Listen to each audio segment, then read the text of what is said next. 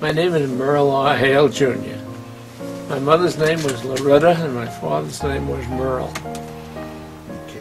Well, I had two living grandmothers, my mother's mother and my father's mother. My father's mother brought me up, and she had a Midwestern twang to her.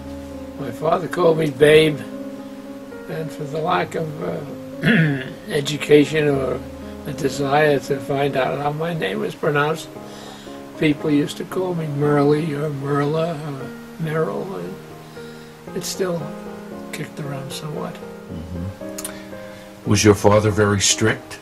Oh, no. No, he wasn't. We got along well. Were you very close to him? Oh, yeah. I went to PS 155. That's where I met my mentor, Bertie P. Muse. She was the gal that kept me out of trouble. Mm-hmm. I never excelled at any sports. I guess I wasn't interested in enough. My dad wasn't interested enough in it. Of course, he had his handicap. What was the name of your high school? John Adams. It was at 102nd Street and Rockaway Boulevard in South Ozone Park. I liked science. I can remember talking to my father about fuses and electricity and things like that. I liked music. I liked the accordion. I liked the piano playing. To this day, I love to hear a good piano player. And when did you start playing the accordion? Oh, I guess I was about 12 years old. I didn't have the feeling for music that my son has for music. Tell me about your first car. My father had purchased this car for $50, and it was a 1933 Chevrolet Roadster. And he put the family car over on the other side of the garage, and we worked on. What were one of the happiest times of your youth? Driving the car. I enjoyed that. And how did you meet Francis?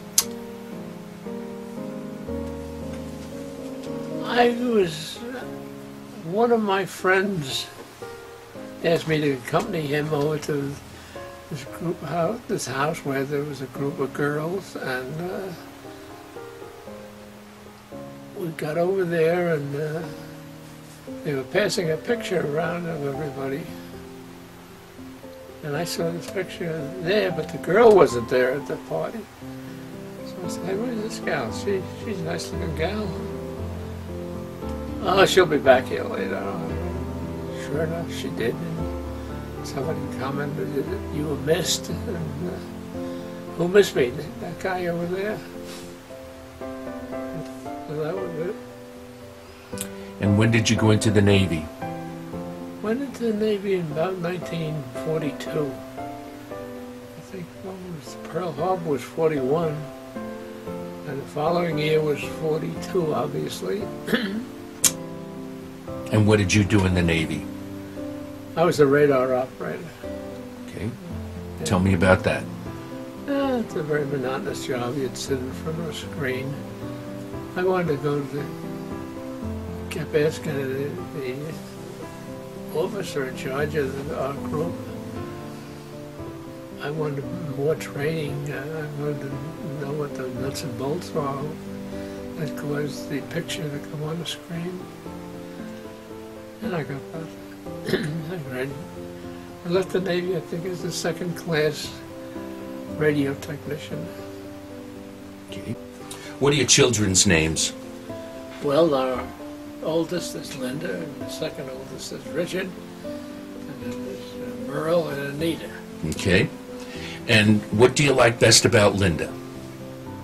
Well, Linda was always full of life. Is always full of life. And what about Richard? I love this piano playing. What do you like best about Anita? Well, when she was interested in the piano, I liked that, but she's still still a fun kid. What about Merle? Merle, the way he used to say, "Hey, Pop, come on, let's go out and play, have a catch."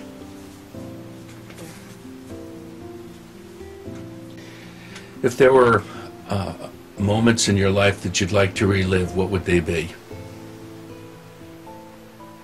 Well, I would like to thank Mrs. Buse for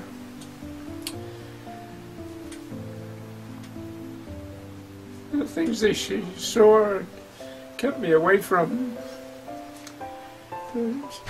She kept me out of trouble when I was in grammar school, and I think it was a good foundation for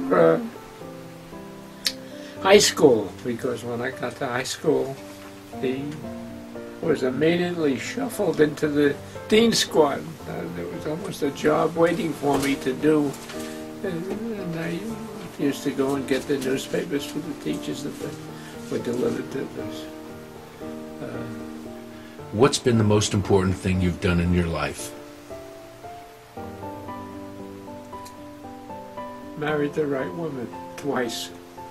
Okay. And how do you want people to remember you? Well, I like to do things for people. I view a lot of tasks as just an everyday occurrence. That's also viewed as a good neighbor. I like the neighbors on both sides of me. I just like living in Florida here.